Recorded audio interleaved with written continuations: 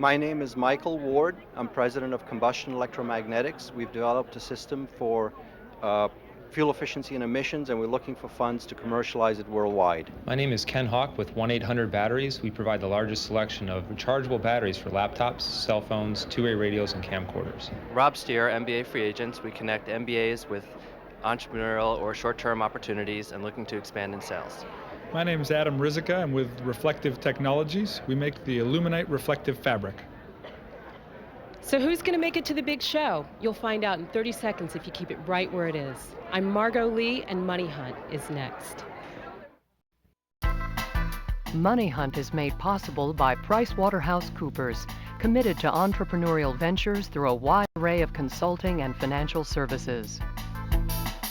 And by Fast Company magazine. Fast Company, the handbook of the business revolution. And Money Hunt is also brought to you by Yahoo Finance, an online resource for investing and personal finance.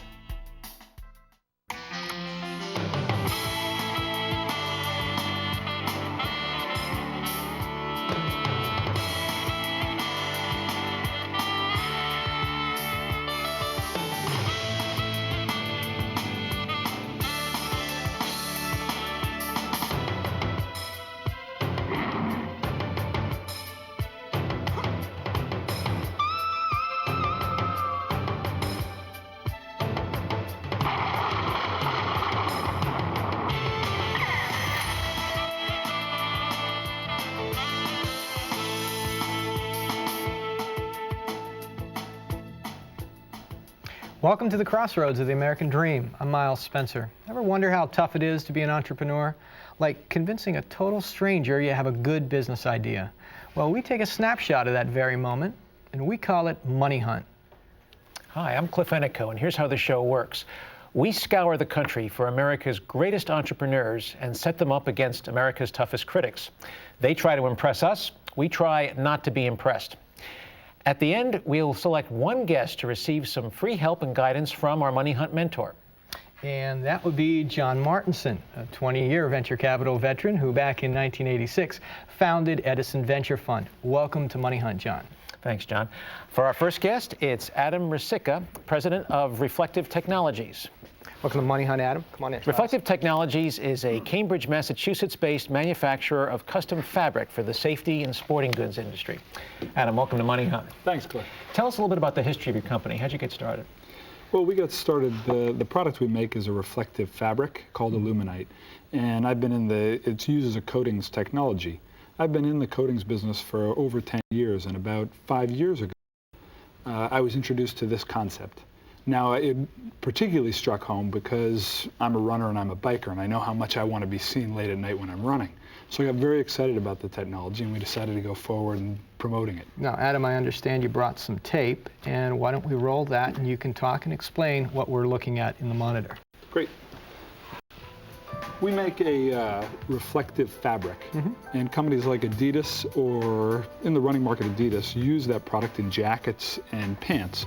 So what you're looking at now is tape of, actually now reflective strips, which is a traditional way to be seen at night. That's your product on the right. That's our product on the right. So you see the whole person when you're looking at them. So it's much more visible.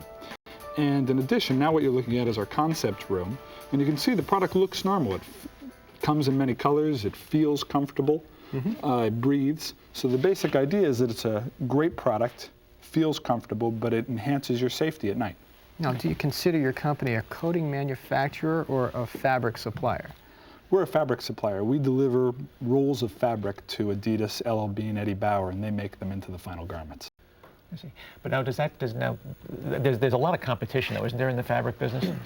The fabric business there is, not particularly the reflective fabric business. The only alternative to this product in reflectivity is the strips that you see on people. Well, see, exactly. I mean, there's been reflective coating products out there in the marketplace for years, right? Right, there have reflective strips. The main difference is the strips are just pieces of strip that don't really show off the entire person. If you look at Illuminite, now you're looking at a jacket and it's the entire garment, so the entire person reflects, and you can recognize what you're looking at. Adam, does your product replace those that use the strips or ink, or are you creating new apparel? I think we do a little bit of both. In some cases, you're going to want, some people don't want to wear the strips, so they want something that's more fashionable, more functional, more breathable. Then they're going to use aluminite. In some cases, they want to use both because they're on a highway, and so they want the strip, which is a little bit brighter, and they want the aluminite, which gives a recognizability. Still in the product section, Adam, your plan, you mentioned production and price as two major obstacles to your success. Those are pretty major obstacles. If you are planning on moving your production overseas, doesn't it create a new set of problems for you? Yeah, one of our biggest challenges this year, actually, is to expand our production from the U.S. to Asia. And the reason we're doing it is two reasons. By Asia, do I read China there? It's China, it's Taiwan, it's Korea. Any one of those three places. And in particular, the reason we want to go over is because, one, all our customers there. Nike's there, Eddie Bauer's there, LL Bean's there, Columbia Sportswear's there, so all the major customers. Also, the cost of goods sold drops by about 40% if you can get over to Asia, mainly because the fabric cost drops. Because your costs are what?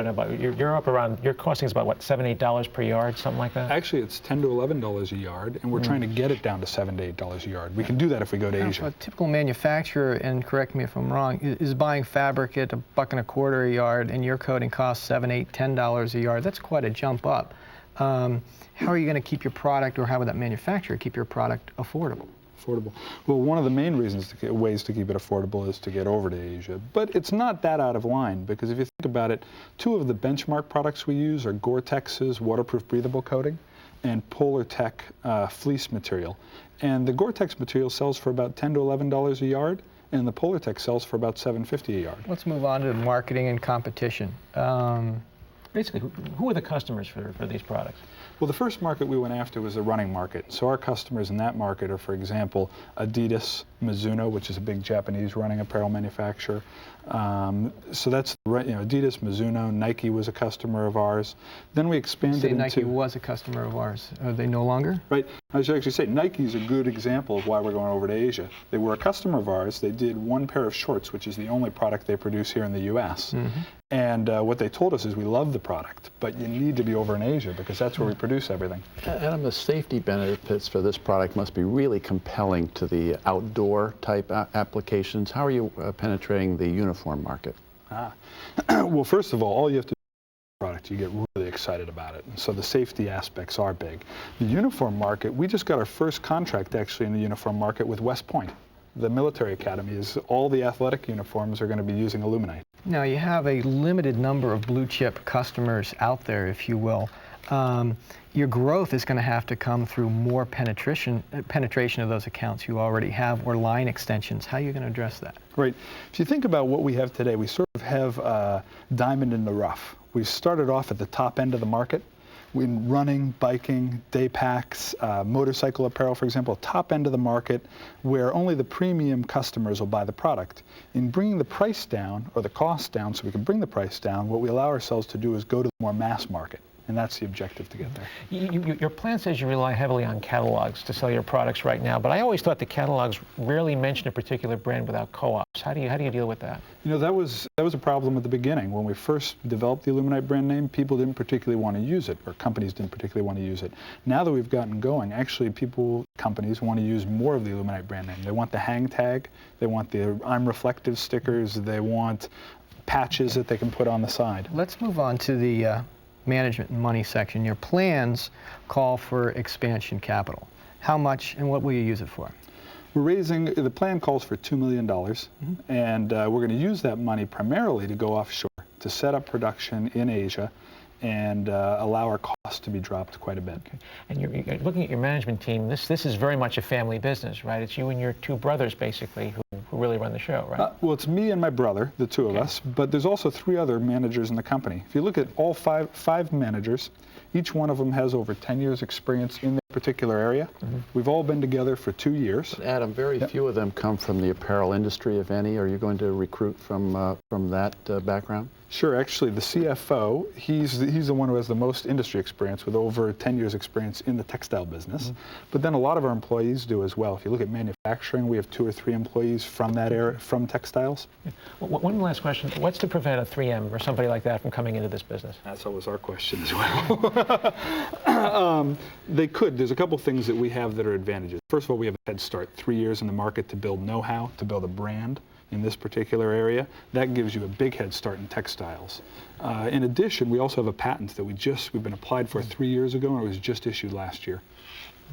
That's a U.S. patent, right? U.S. patent with rights pending for the rest of the world. Okay. Now, you had mentioned in the plan that you had had some preliminary conversations with 3M early on, and you had come to the conclusion that you just didn't feel they were ready to pounce into this business. Yet they're also an exit strategy for you long term. Are there other potential bidders for this company later on?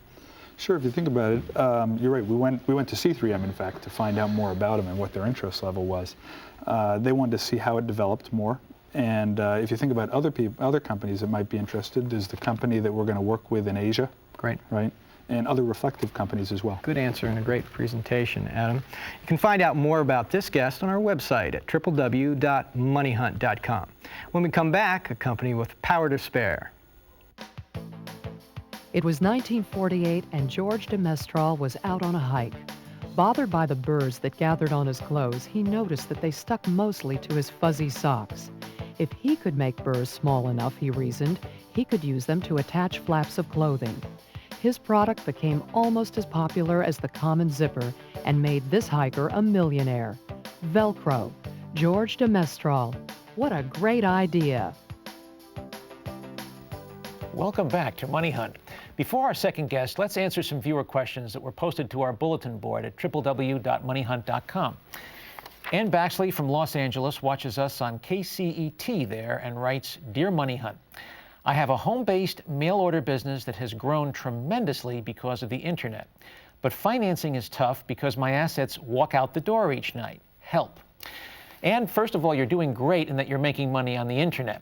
But you're right that financing sources are usually tough on companies whose assets walk out the door every night. I'd suggest you focus your attention on cash flow lenders and equity investors because they're probably your best bet. Now for our second guest, it's Ken Hawk from 1-800-Batteries. Hey, welcome to Money Hunt. 1-800-Batteries is based in Reno, Nevada, and offers the largest selection of rechargeable batteries for laptop computers, cellular phones, two-way radios, and camcorders.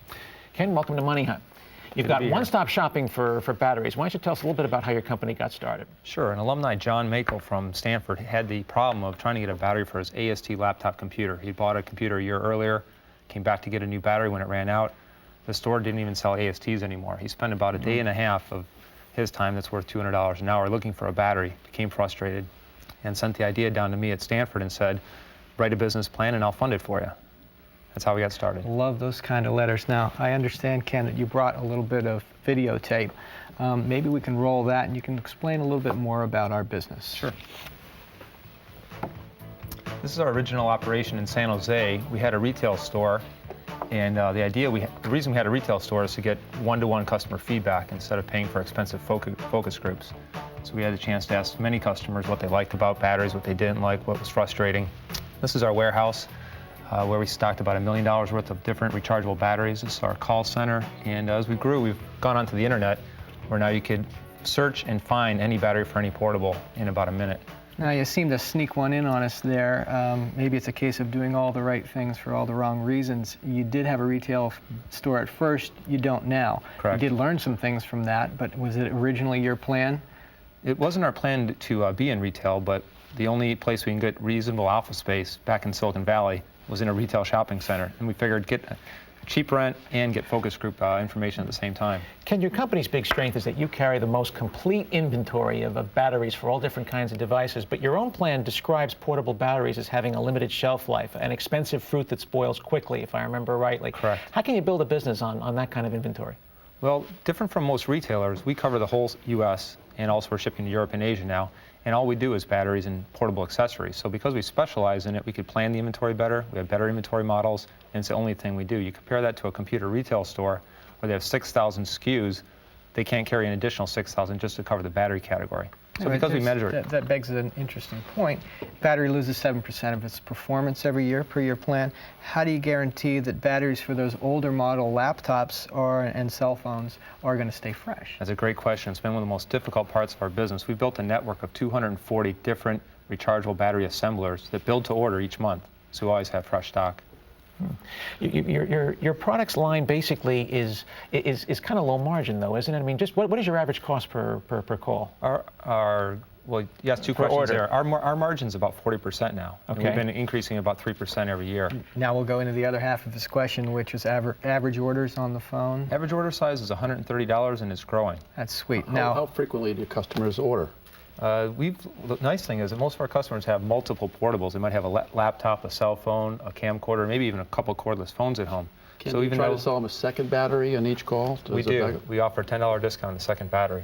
Now, are your sales reps commissioned so that they're driven to upsell and realize some additional revenue for themselves? Well, everyone in our company has both stock options and incentive pay based on performance. And we have a company-wide bonus that everybody from the shipping clerk that's part-time up to the CFO of the company participates in. Because another advantage you cite in your plan is that your average sales call, your average customer service call, I should say, is 3 minutes as opposed to an industry average of something like 30, 35. Doesn't that require a tremendous investment in people?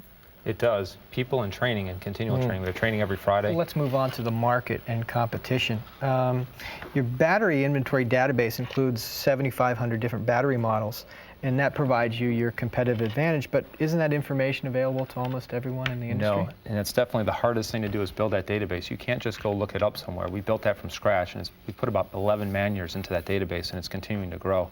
And some of the information you can't get anymore. So that combined with our brand name are really our two biggest competitive advantages. Ken, I noticed in your plan that corporate sales are really booming, and that's a big part of your business. Another high growth area might be working with computer manufacturers or resellers. What are your relationships with those guys? We've had that in mind from the beginning, and what we wanted to do was build a good foundation and make sure that we could have the stock, understand what the customer's needs were, and be able to deliver once we went out and made promises to the OEMs. And now we're ready to make those promises, and we've got fledgling relationships with the top 10 notebook manufacturers. One of the biggest benefits to your business is that the market right now is highly unstandardized. I mean, every different manufacturer has its own different standards. There's thousands of SKUs. Is there a threat to your business in that batteries will become more standardized down the road? Duracell tried. They spent 4 years and almost $30 million trying to standardize, and all the manufacturers said no. And in fact, there are even more models out there, more players. Motorola used to dominate cellular business. Now they don't. Sony, Nokia, Ericsson, they're all jumping in.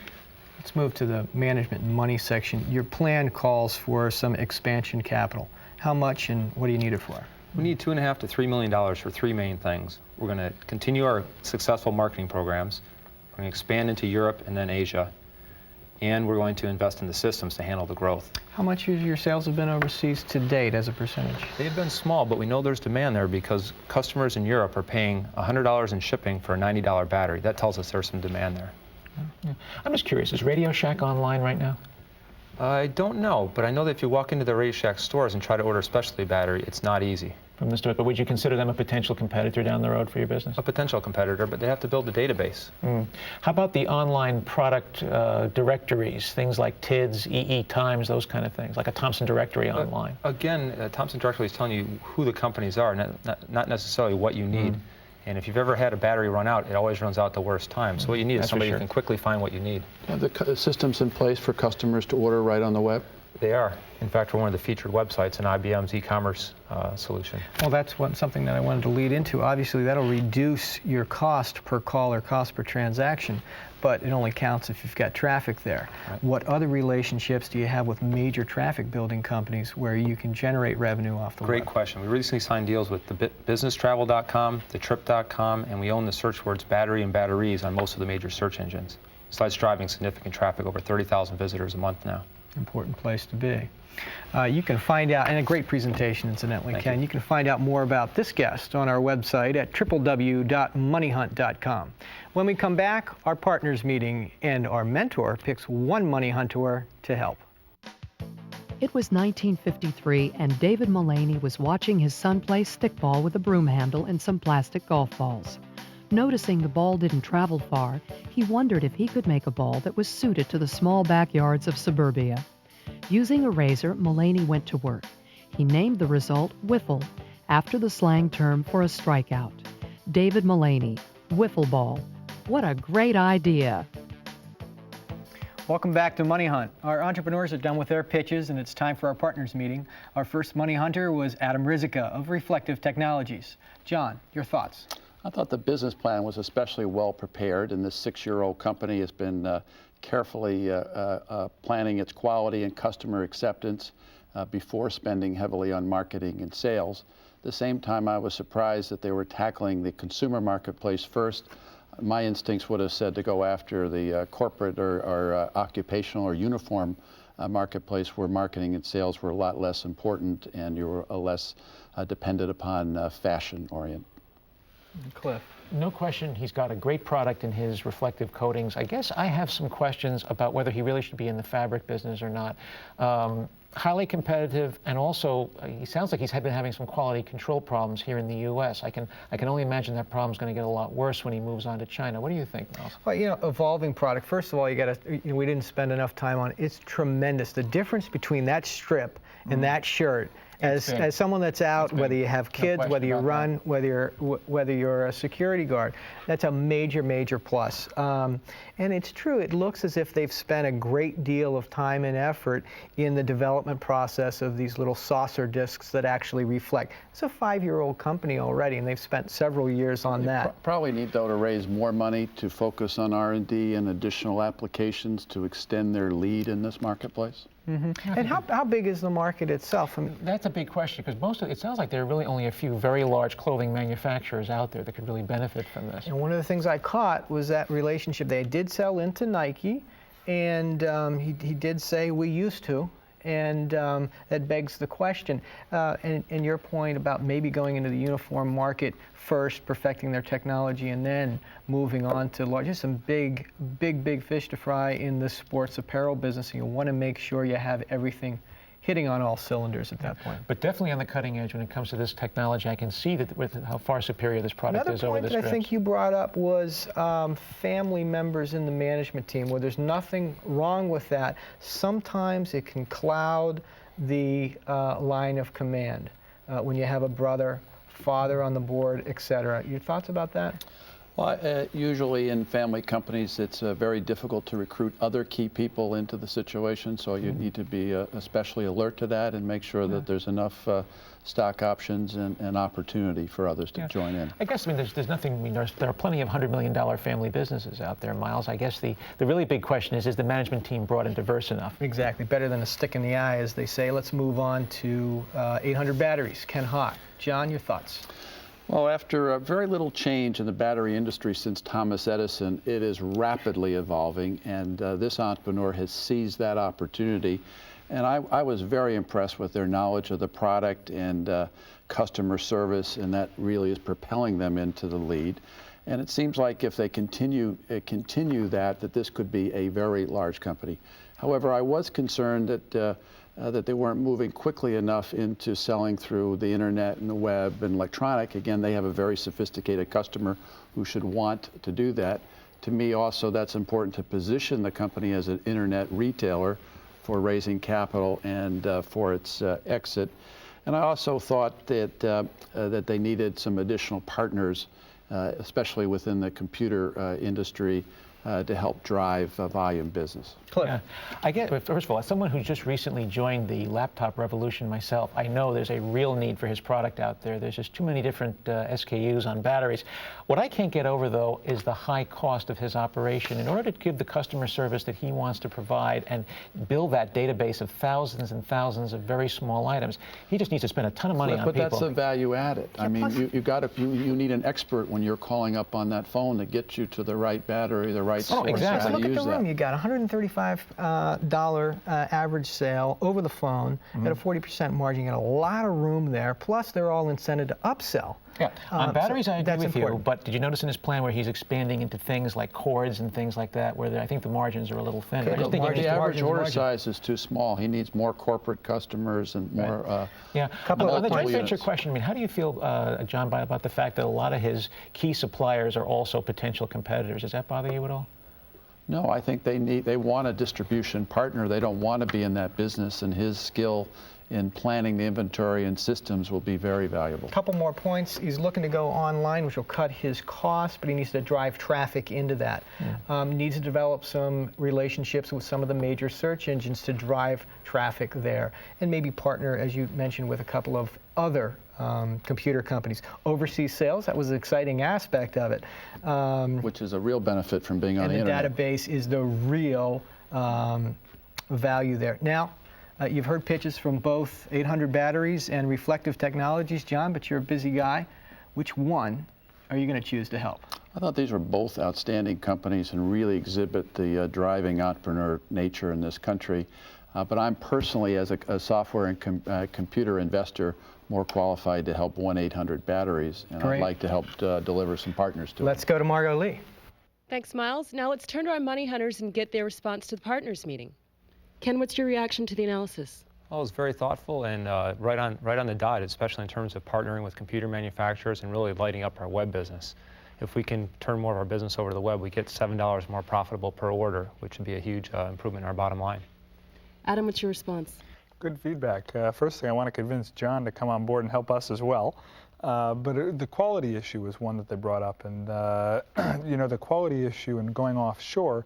Nike originally asked us to go offshore, and we wanted to wait until we had it set